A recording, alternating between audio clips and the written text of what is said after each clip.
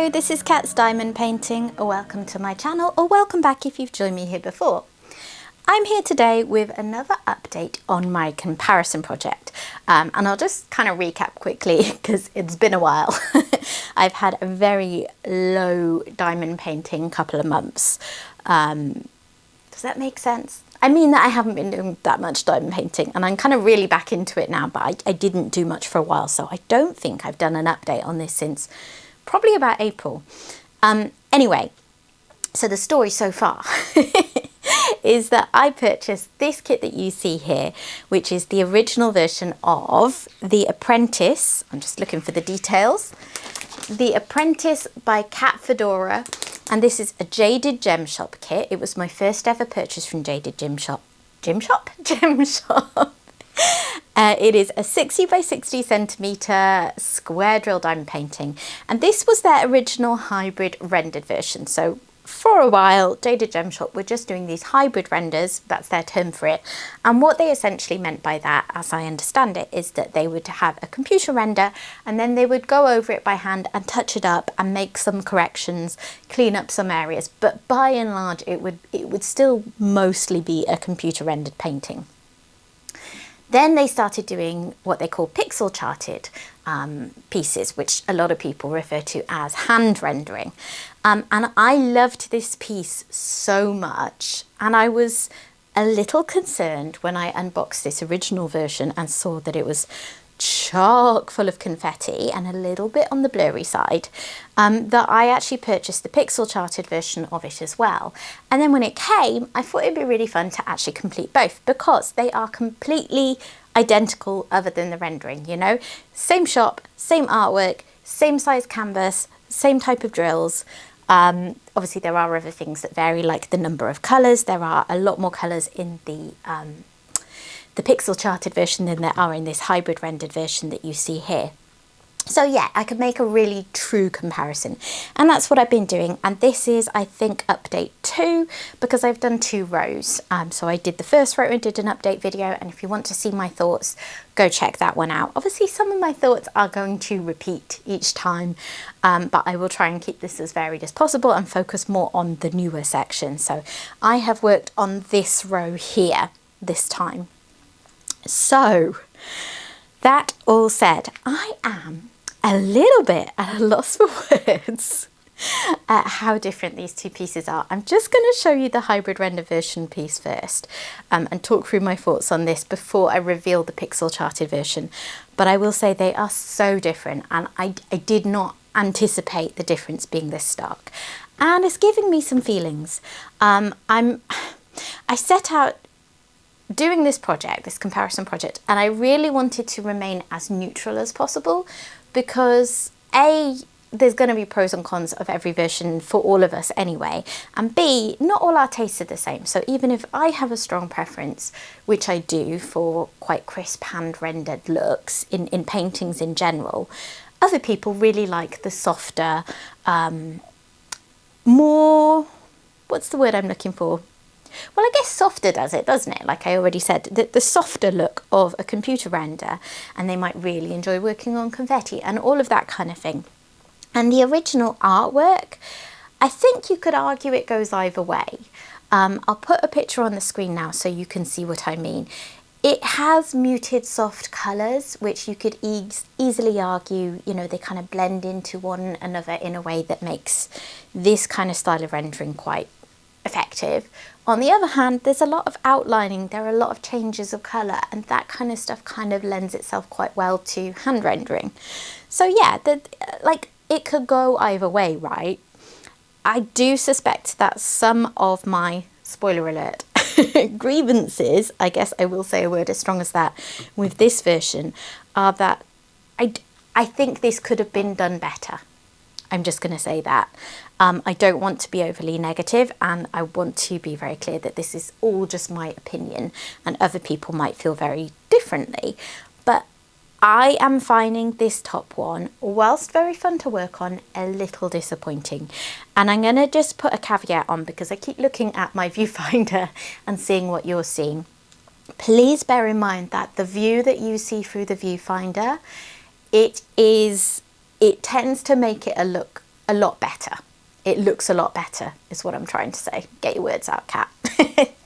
You're seeing a view it kind of has the same effect as if you were looking at this across the room from a good viewing distance. And yes, diamond painting should really be viewed from a good viewing distance, so you could say that's all right and well. However, I personally really enjoy enjoying them up close as well and not needing quite such a big distance to see a good effect. So just bear in mind that what you are seeing is more coherent looking than what I am seeing, and I'll try and do some zoom in so you can kind of get a clearer idea of what I'm talking about. Okay, so coming back to this after several weeks off, I was immediately very thrown again by just the sheer level of confetti and just how impossible it is to work out what you're painting as you go. You know, this is, you can see now it's completed and you have the viewing distance. You can see that you've got books, you've got some jars here. This is a box of tissues, more books over there.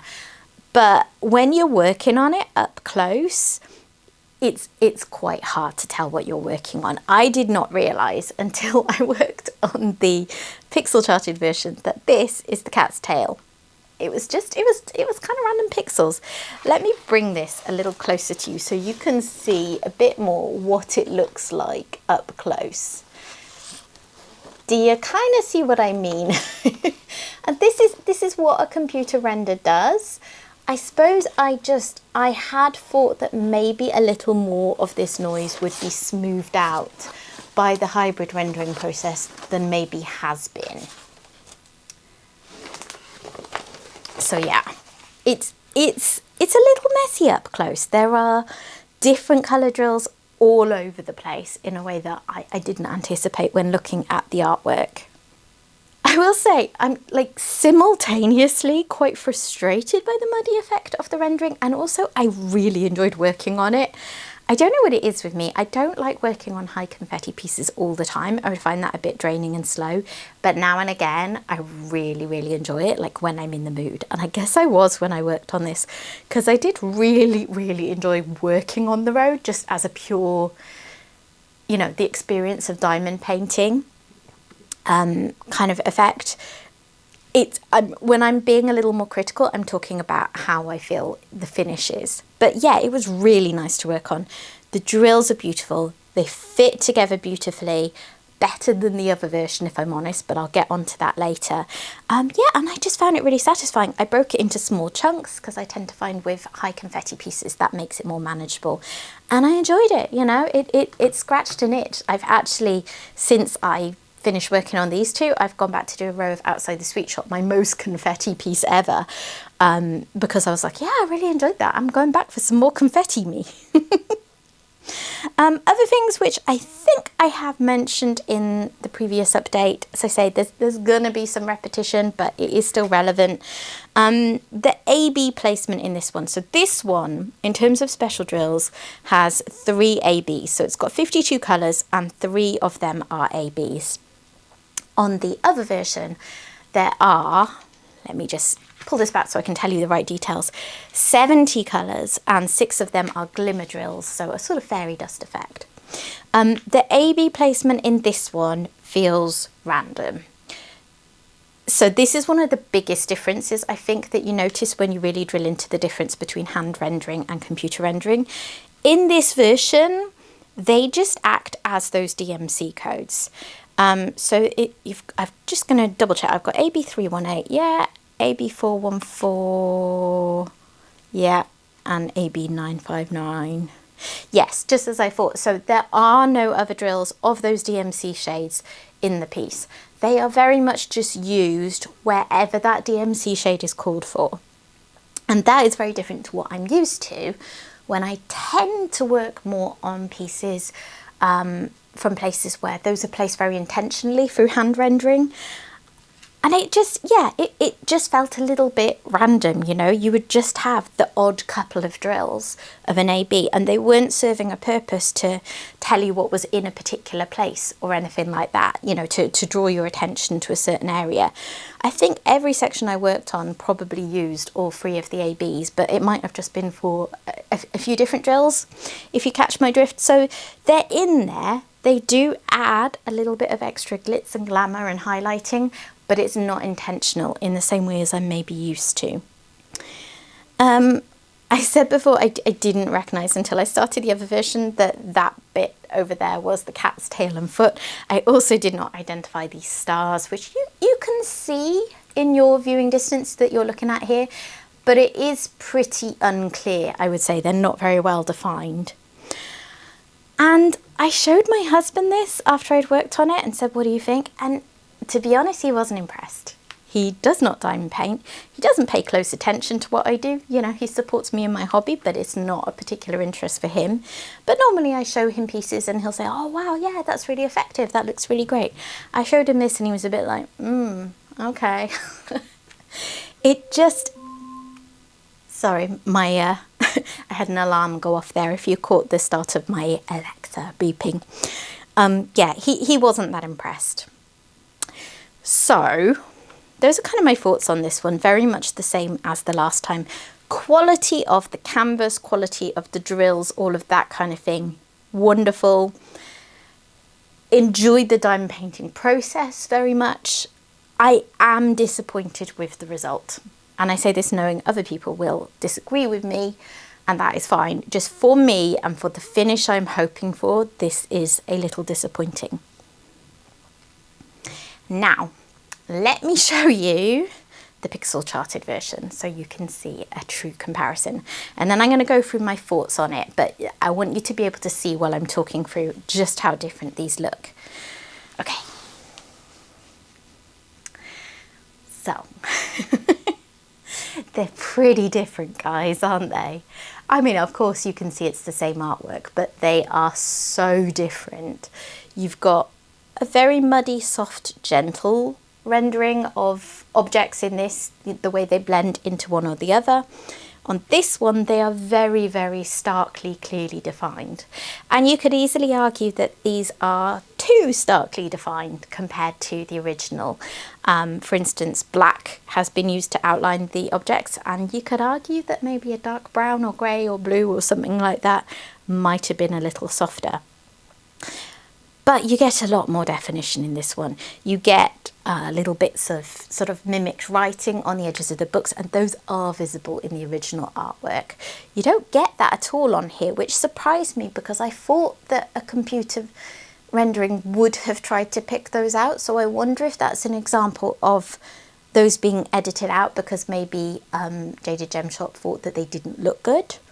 I'm not sure, but this kind of shows what can be done at this size. So whilst I think you could say you could have ordered a bigger size of this in the computer render and it would have come out clearer, and that is undoubtedly true because a bigger diamond painting is pretty much always going to give you a clearer image. This one shows what can be done at the exact same size, so that kind of doesn't wash for me. So, some thoughts I had from working on this. The drills are not as good in this one, so quality of the actual kit, I suppose, is a little down on this one. And that's, I mean, it's not really a reflection of a shop. I think you need to work on a lot more pieces from a shop before you can really judge the quality, unless it's, you know, absolutely divine or absolutely horrendous. Because different batches of drills, some will have quality issues, some won't. These are the only ones I've worked on. So all I can really say is that in my very limited experience of these two pieces, the drills are better on this one than this one. They're better in the sense that there is a bit less trash in that one. And they're also better in the sense that they fit a lot better. So on this one, they fit very, very snugly. I mean, once I remove trash drills, this is because obviously if you have drills with tabs on, that's going to affect the fit. Once I've removed the ones that are visibly uneven, these fit very snugly, but without being too snug. These, I am concerned for the first time in a long time that I'm going to be dealing with popping drills on this one. It's particularly the black drills. I have to say the black drills on this kit are amongst the worst black drills I've ever had, and that can happen with any company. They all have bad batches. I've had drills from some of the shops with the best drills on the market that on a particular kit, the black drills in particular, just happen to be horrendous. on this particular kit, the black drills are horrendous. I am pulling out so much trash before I get going, and then I'm still finding that they're uneven in ways that, you know, you can't pick them all out of your tray. I'm going to pop a picture on screen right now to show you after I worked on a section, because what I would do was I would go through a section, I would uncover a certain piece from my release paper, as I typically do, and I used to do all of the black first, because any painting that has kind of outlining, I like to do that. It's just a thing I like. So I would do all the black, and then I would go through and fill in the colours. I'm putting a picture on the screen right now of my trash drill pot after I had gone through one of these sections and just done the black drills, so you can see what I mean. And, you know, that's not all of the dodgy drills, because it's very hard to pick them all out, and I would probably run out of drills. But you can see it's quite a lot, and I'm definitely finding that they just do not fit as well on the grid. They are a little too big for the grid. You can possibly see a little bit on this very first row down here that the black drills sort of come out a little bit, like they hang down a little lower than the rest. What I ended up having to do, because I was multi-placing a lot, like this took so much less time to work on than this. And one thing that I meant to do for this update, and I forgot to do, so I'll try and do next time, is to actually properly time how long it took to do the same length section. Because I reckon this easily took probably less than half the time of this one. And I was multi-placing loads. You can see there's loads of opportunity for multi-placing. With all these long lines, particularly of the black, I actually developed a habit of, rather than just multi-placing, you know, 10, 12 drills, as I often might do, I was sort of breaking it up every 5 or 6 drills and single placing. So I'd take a line, I'd go single place a drill, single place a drill, single place a drill, and then fill in the gaps in the middle. Because if I tried to just multi-place normally, they would be so out of line by the end. I needed to have kind of place markers and then to really force the drills in snugly in between. I hope that makes sense. And, you know, maybe that might help people if you ever have a kit that's a bit like this. But yeah, it made that take a bit longer, but also that was the first time I have ever had to do that to get them to fit. And as I said before, I am not convinced that as I go further into this kit, I'm not going to encounter some popping drills. One of the things I really wanted to do is, after this row, I'm getting on to work on the cat, and what I would like to do is kind of flip the canvas the other way around, work on them upside down, and work my way into the middle so that I can finish with the cat, just because I think that would be fun. I'm a little nervous to do that, because I think I don't know, I'm just worried that I'll get to that middle bit and I won't be able to fit all the drills. Do you know what I mean? Let me know in the comments below if you've ever encountered anything similar, and if you think that's too much of a risk, because I really don't want to work my way down from the top and then really struggle to fill in the middle row. I mean, if I have to seal it, I have to seal it, that's fine, but I need to be able to actually fit them. So let me know what you think about whether that's too much of a risk. It's just, if I don't do something like that, I'm going to end up with the top row that doesn't have a huge amount going on in it, which feels like a bit of an anticlimax for the end of the series. So let me know what you think I should do with that. But yeah, it gives you an idea of the struggle I had fitting the drills, that I'm having these thoughts about it. The other thing with the drills is that, I mean, there were a lot of trash drills in general, and there were a lot with concave backs, and that was across all colours. So that means that the back it wasn't flat, it curved in, and that means there's a lot less contact between the drill and the canvas, which means those drills may not stick on as well. So far, they are all okay. I forced them all in, they're all right, but as the canvas gets fuller, I'm worried that these things might start to be more problematic. It is funny how I picked up details in this one that I could not get in this one at all. I mentioned the stars. You can see the stars here much more clearly.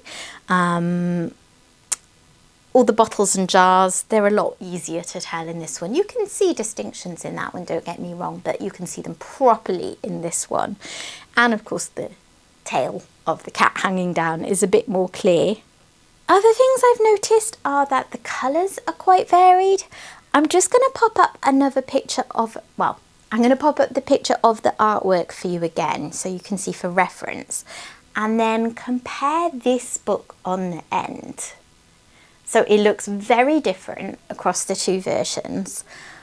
I don't think either of them matches the artwork perfectly. And I mean, that's common that things aren't going to match perfectly because, you know, there aren't DMC colours of drills to match every single possible colour variation out there.